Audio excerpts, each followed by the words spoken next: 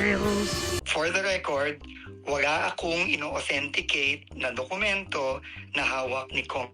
Dahil hindi ko nakikita kung anong sinasabi niyang dokumento. So, paano ko ma-authenticate yun? Nagpilit siyang kumuha ng mga files at ginamit pa niya yung computer ng isang staff. Ang sabi sa akin ni Yusek Cabral ay nagpilit siyang use sa kanyang flash drive galing doon sa computer ng isang staff ni Yusek Cabral. Was he throwing his weight around? Parang ganyan? Parang pinipilit niya yung mga staff? Yes, that was the impression I got. Na ganito kasi yung timeline ayon mismo kay Leviste. September 1, umupo si Secretary Vince bilang DPWH Secretary para palitan si Bonoan na malamang sa malamang kasama sa mga kumukurakot ng kaban ng bayan. Tapos, nang hiningi niya kay Yusek Cabral ang files, binigay daw sa kanya ito with the permission of Secretary Vince noong September 4.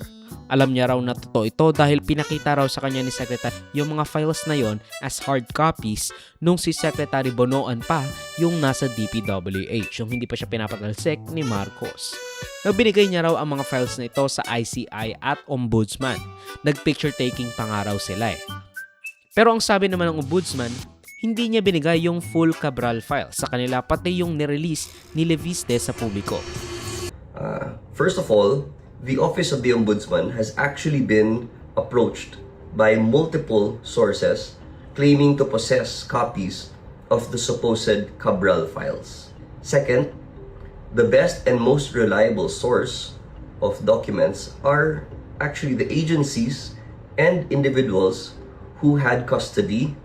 Third, the office emphasizes that soft copies of documents held by third parties, especially those in the format of Word or Excel, inherently lose evidentiary credibility. After Congressman Leandro Leviste publicly claimed to possess the complete list in the supposed Cabral files, investigators from the Office of the Ombudsman